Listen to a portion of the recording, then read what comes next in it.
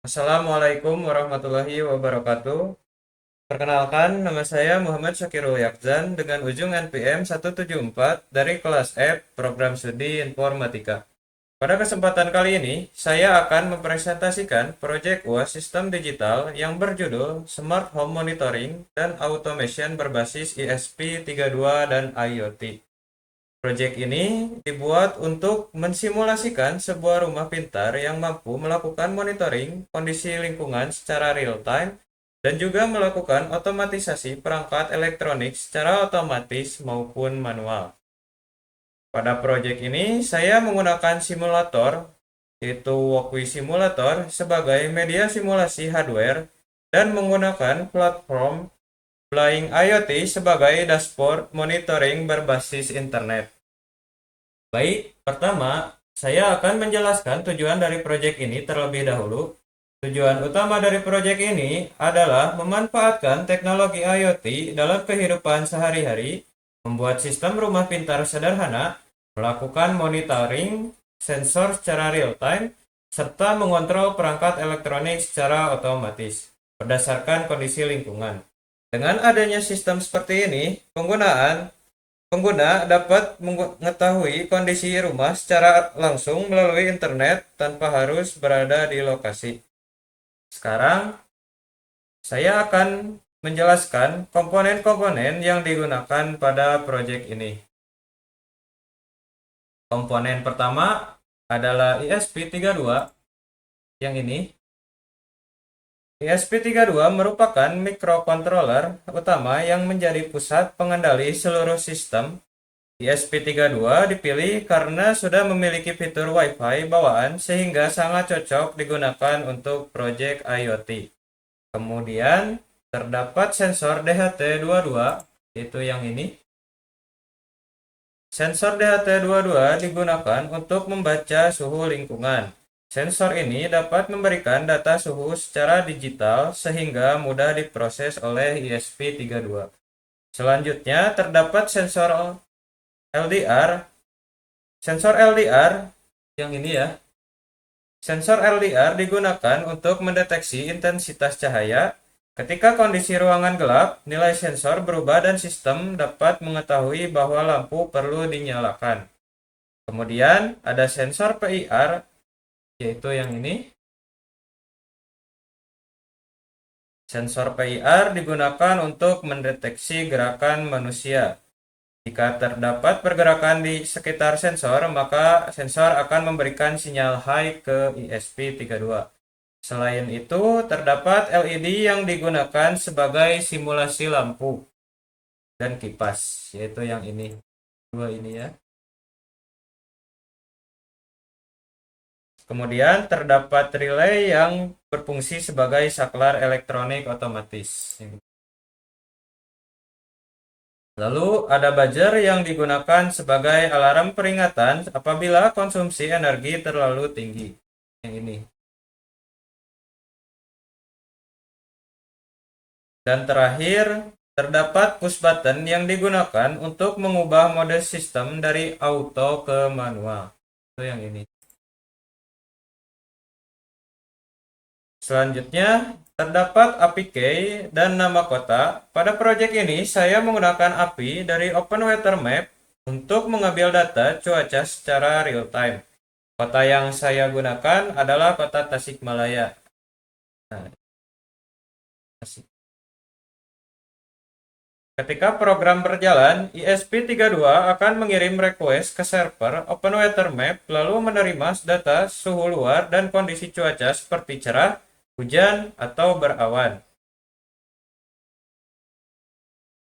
Kemudian, pada bagian setup, sistem akan melakukan inisialisasi seluruh pin. Contohnya, pin DHT22, pin relay, pin LED, pin buzzer, dan pin post button. Setelah itu, ESP32 akan mencoba terhubung ke jaringan Wi-Fi. Jika koneksi berhasil, maka serial monitor akan menampilkan tulisan bahwa Wi-Fi berhasil terkoneksi. Nah, Wi-Fi connected. Setelah Wi-Fi terhubung, ESP32 akan terhubung ke Blink Cloud.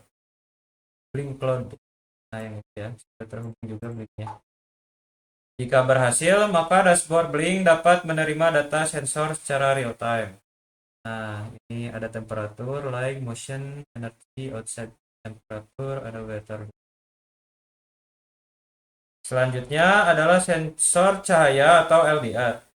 Sensor ini membaca intensitas cahaya dari lingkungan. Pada coding terdapat logika, jika nilai cahaya kurang dari 2000, maka kondisi akan gelap. Kita coba kita coba kurangin dari 500 ke.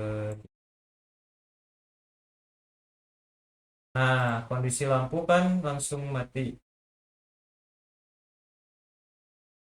Maka kondisi akan gelap. Saat kondisi gelap, lampu otomatis menyala.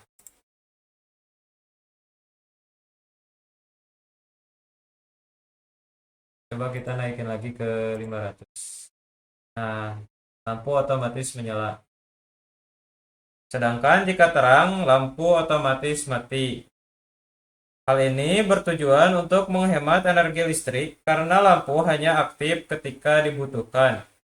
Pada proyek ini juga terdapat dua mode sistem yaitu auto dan manual. Mode auto berarti seluruh perangkat bekerja berdasarkan sensor secara otomatis. Kita coba.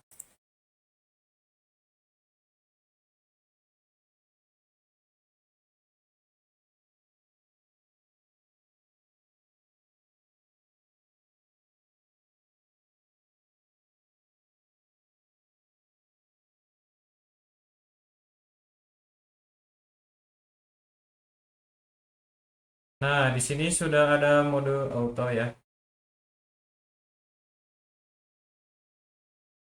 Mode auto. Temperaturnya juga sudah ada otomatis. Kita akan mencoba ke mode manual. Nah, di sini mode manual sudah.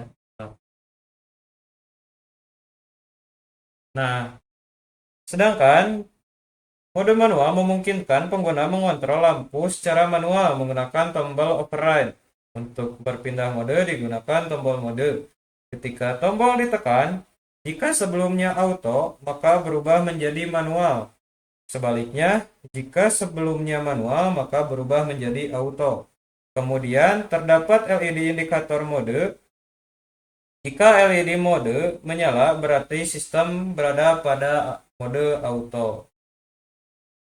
Selain otomatisasi, proyek ini juga memiliki simulasi monitoring energi listrik. Setiap perangkat memiliki nilai konsumsi energi. Lampu sebesar 20, kipas sebesar 40, relay sebesar 60. Nilai tersebut dijumlahkan untuk mengetahui total energi yang digunakan. Jika total energi melebihi 100, maka buzzer akan menyala sebagai tanda overload atau penggunaan berlebih. Fitur ini mensimulasikan sistem keamanan listrik pada smart home. Selanjutnya, saya akan menjelaskan dashboard Blink. Nah, di sini.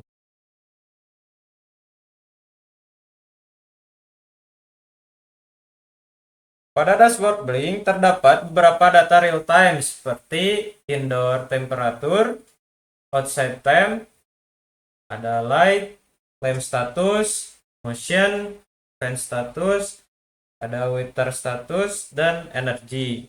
Semua data tersebut dikirim dari ESP32 melalui internet menggunakan Wi-Fi.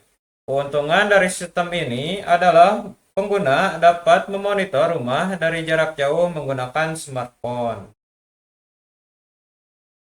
Kelebihan dari proyek ini adalah dapat melakukan monitoring real time, memiliki sistem otomatisasi, dapat diakses melalui internet, serta membantu efisiensi penggunaan energi. Namun, proyek ini juga masih memiliki kekurangan seperti masih berupa simulasi, belum menggunakan sensor yang lebih kompleks, dan belum menggunakan database penyimpanan data. Kesimpulan dari proyek ini adalah teknologi IoT dapat diterapkan untuk membuat sistem rumah pintar yang mampu meningkatkan kenyamanan, keamanan, dan efisiensi energi. Dengan menggunakan ESP32, sensor, internet, dan platform IoT seperti Blink, sistem dapat melakukan monitoring dan kontrol perangkat secara otomatis maupun real time.